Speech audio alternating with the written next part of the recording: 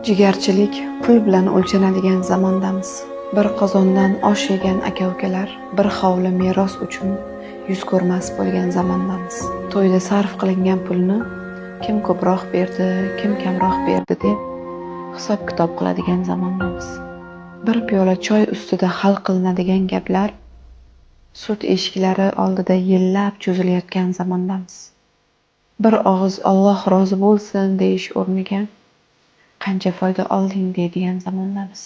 Bir-birini og'irini ko'tarib yurgan aka-ukalar bugun qarzini qaytara olmay yuz burayotgan zamondamiz.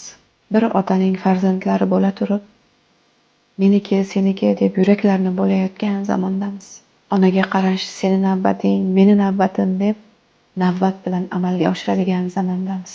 Bir hovlining changalida o'ynagan jigarlar bugun ishim ko'p deb bir-biridan xabar olmagan zamonda.